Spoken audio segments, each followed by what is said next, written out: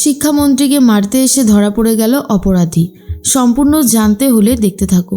গল্পের শুরুতেই দেখা যায় শুভর সাথে অনেকটা বেশি ঘনিষ্ঠ হতে শুরু করে দিয়েছিল শাওন, যেটা শুভ অনেক ভালোভাবেই বুঝতে পেরে যায়। তাই শাওনকে কয়েকটা কথা বলতে থাকে আর বলে, দেখুন ম্যাডাম, আপনি হলেন শিক্ষামন্ত্রীর মেয়ে আর আমি একজন ড্রাইভার। আমাদের মাঝখানে যত দূরত্ব থাকবে ততই কিন্তু ভালো। আপনি বুঝতে পারছেন তো আমি ঠিক কি বলতে চেয়েছি? তখনই শাওন বলে, শুভ, এসব তুমি কি বলছো? আমি তো তোমার কথা বুঝতে পারছি না। শুভ তখন বলে, আমি এটাই বলছি যে আমাদের সম্পর্কের মাঝখানে একটা গণ্ডি আছে, সেটা ভুলে গেলে চলবে না। আপনি তো জানেনই যে আমি ছাপোষা একজন মানুষ, একটা ড্রাইভার। আপনার সাথে কোনোদিনও আমার সম্পর্ক তৈরি হতে পারে না। তাই আমি বলছি, দয়া করে আপনি আমার সাথে ড্রাইভারের মতন সম্পর্ক বজায় রাখুন। সেক্ষেত্রে আপনার আর আমার দুজনারই ভালো। বুঝতে পারছেন কোন ইঙ্গিতে কথাগুলো বলেছি? কারণ কোনোভাবেই কোনো কিছুর মিল হতে পারে না। এই বলেই শাওনকে গাড়িতে করে নিয়ে গিয়ে বাড়ির সামনে নামিয়ে দিয়ে নিজের বাড়ির পথে রওনা দেয় শুভ। তখনই শাওনের একদম ভালো লাগে না, আর ভাবে, শুভ আমাকে এইভাবে কথাগুলো কেন শোনালো? আমি কি এমন অন্যায় করেছি? আমি ওর সাথে কি এমন করলাম যার জন্য ও আমাকে এই কথাগুলো শোনালো? আমার তো একদমই ভালো লাগছে না। কাজটাও মোটেও ঠিক করলো না। এর মাঝখানেই শাওনের বোন শাওনকে জিজ্ঞেস করে কোথায় গিয়েছিল সে। শাওন তখন তাকে কয়েকটা কথা উল্টে শুনিয়ে দেয়। মনে মনে গিল্টি ফিলে ভুগতে থাকে শাওন আর বলে, ইস, মেয়েটাকে শুধু শুধুই এতগুলো কথা শুনিয়ে দিলাম। কোনো মানে হয় এসবের? আমার সাথে শুভর এরপর থেকে আর কোনো রকমের কোনো কথা হবে না।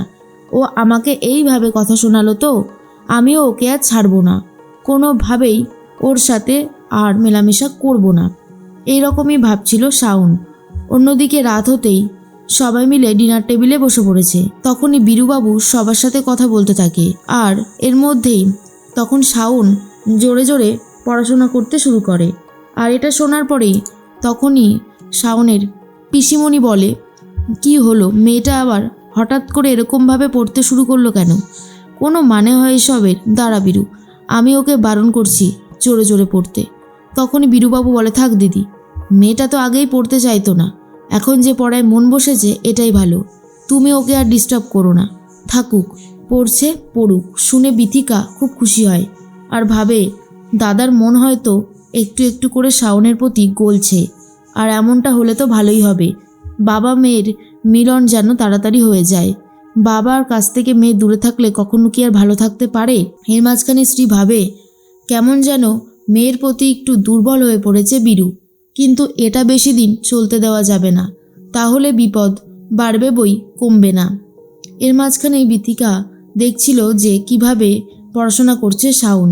তখনই চলে এসেছিল বীরুবাবু আর বলে, বিথিকা, তুমি ওকে চা দিও, রাত জেগে পড়ছে, চাটা না দিলে পড়তে পারবে না। আর এটা শোনার পরেই শাওন খুব খুশি হয়ে যায়। ভাবে তার বাবা হয়তো তাকে এবার থেকে ভালোবাসতে শুরু করেছে। বিথিকাকে জড়িয়ে ধরে শাওন খুব খুশি হয়ে যায় আর বলে, কাকিমণি, তুমি শুনলে আজকে আমার জন্যে কত বড় একটা দিন? বাবা বলে দিয়েছে আমি আজকে শুধু চাই খাবো, আমার জন্য কফি আনবে না কিন্তু। বিথিকা বলে, বুঝতে পারছিস তো তোর বাবার মন তোর প্রতি এখন কতটা নরম হয়েছে? চালিয়ে যা, এইভাবে ভালো করে পড়াশোনা কর, দেখবি তুই একদিন জীবনে অনেক সাকসেস পাবি। এর মাঝখানেই বিথিকা চা দিয়ে গেছে শাওনকে আর শাওন চা খেতে খেতে পড়তে থাকে। মাঝরাত তখনই চলে এসেছে মন্দারের ঠিক করা গুন্ডাটা। এমনভাবে ছদ্মবেশ নিয়ে এসেছে যাতে চেনা না যায়। তারপরেই শাওনের ঘরের সামনে থেকে চলে গিয়েছিল বীরুবাবুর ঘরে যাতে বীরুবাবুকে মারতে পারে। এরপরে সেই গুন্ডাটার ছায়া দেখে নিয়েছিল শাওন, সেই জন্য পেছন পেছন যেতে থাকে। আর এদিকে গুন্ডাটা শিক্ষামন্ত্রীকে মারবে বলে ঠিক করেছিল। তখনই ধরে নেয় শাওন আর বলে, এত বড় সাহস, তুমি কে, আমার বাবাকে মারতে এসেছো? এরপর সেই গুন্ডাটার সাথে শাওনের হাতাহাতি শুরু হয়ে যায়। কি করবে বুঝতে পারছে না শাওন। তারপর লাইটটাও জ্বালিয়ে দেয়। এরপর শাওনকে সে ধাক্কা মেরে ফেলে দিয়ে শাওনকে মারতে গিয়েছিল। তখনই বীরুবাবুর ঘুম ভেঙে যায়। বীরুবাবু রীতিমতো গুন্ডাটাকে ধরেই ফেলে আর মারতেও থাকে, কিন্তু একটুর জন্যই সে ফসকে যায় আর তাড়াতাড়ি সেখান থেকে পালিয়ে যায়। এরপর বাড়ির লোককে সবাইকে জড়ো করে বীরুবাবু। পুরো ব্যাপারটা খুলে বললে মন্দার ভয় পেয়ে যায়, কারণ এই প্ল্যানটা ছিল মন্দারের। সে তার মামুকে শেষ করে ফেলতে চেয়েছিল। ঠিক সেই মুহূর্তেই তখনই রাজীব বলে, দাদা তুমি ঠিক আছো তো? কোনো অসুবিধা হয়নি তো এমনি? এরপরেই তখন সে বলে, আমি ঠিক আছি। শ্রী বলে, এই যে শাওন, তুমি তো পড়াশোনা করছিলে, তুমি দেখোনি এরকম কিছু একটা হচ্ছে? বীরুবাবু বলে, দিদি তুমি ওকে আর বকো না, কারণ ও না থাকলে আজকে আমি আর প্রাণে বেঁচে থাকতাম না। ওর জন্যই আমি আজকে সুস্থ স্বাভাবিক হয়ে এখনও বেঁচে আছি। আর এত বড় সাহস শিক্ষামন্ত্রীকে মারতে আসে। আমি একটা জিনিস দেখে বুঝেছি, যে এসেছিল মারতে সে খুব কনফিডেন্স সহকারে এসেছিল। কে এই কাজটা করেছে সেটা আমাকে জানতেই হবে। সিকিউরিটিদেরকে ডাকে। সিকিউরিটিরা বলে, স্যার আমরা এই পাশ থেকে কাউকেই ঢুকতে দেখিনি। তখন মন্দার বলে, আমি এই সাইডটা দেখে আসি। কিন্তু বীরুবাবু বলে, ওদিকে যেতে হবে না মন্দার, কারণ গুন্ডাটা ওদিক থেকে যায়নি। এরপর সিসিটিভি ফুটেজ চেক করা শুরু হয়। সেখানে দেখা যায় খুব স্মুথলি চিনে ঢুকে পড়েছিল শিক্ষামন্ত্রীর ঘরে। তখনই বীরুবাবু বলে, দেখলে তোমরা, ও সবটাই চিনত, তাই জন্য ওর কোনো সমস্যাই হয়নি।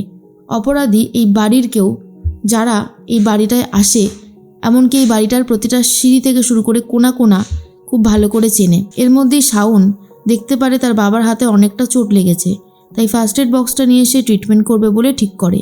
সেখান থেকে শাওনকে সরিয়ে দেয় স্ত্রী আর বলে, সরো তুমি, আমি করে দিচ্ছি। ইস ভাই, তোর যে হাতটা কতটা কেটে গেছে, দাঁড়া আমি এক্ষুনি ট্রিটমেন্ট করে দিই।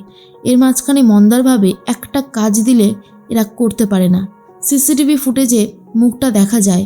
আর তখনই কমিশনার সাহেবকে ফোন করে পুরো বিষয়টা বলে নিজের সিকিউরিটিটা আরও বাড়িয়ে নিতে চায় বীরুবাবু। তার মধ্যে শাওন ভাবে, বাবার অনেকটা আঘাত লেগেছে, ওই গুন্ডাটাকে ইচ্ছে করছে ধরে আচ্ছা মতন শিক্ষা দিতে। এই রকমভাবে মানুষ মারতে চলে আসলো। বাবার যদি আজকে কিছু হয়ে যেত, তখন আমি কি করে নিজেকে সামলাতাম? এরপর মাঝখানে দেখা যায় বীরুবাবু নিজের মেয়ের জন্য এখন খুব গর্ববোধ অনুভব করছে, কারণ যেভাবে শাওন নিজেকে বদলেছে আর তারপরে এত বড় একটা বিপদ থেকে ওনাকে বাঁচিয়েছে, শাওন তো রীতিমতো নিজের বাবার মন জয় করে নিয়েছে। তারপরেই বীরুবাবু বলে, শাওন আর একটা কথা, তুমি এখন রাত জেগে আর পড়বে না, ভোরবেলায় উঠে পড়াশোনা করো, কেমন? এটা শোনার পর তো শাওন আরও বেশি করে খুশি হয়ে যায়। বুঝতে পারে যে তার বাবা তাকে কতটা ভালোবাসতে শুরু করে দিয়েছে। আর এর জন্য বিথিকাও খুশি হয়ে যায়। যেই মেয়েটা বাবা ভালোবাসা পাওয়ার জন্য উঠে পড়ে লেগেছে, মরিয়া হয়ে আছে, সে যে একটু একটু করে তার লক্ষ্যে পৌঁছচ্ছে তার জন্য খুশি হয়। কিন্তু শ্রী আর মন্দার এটাকেই মেনে নিতে পারে না আর ঠিক করে শাওনকে আবারও বিরুর থেকে আলাদা করে দেবে।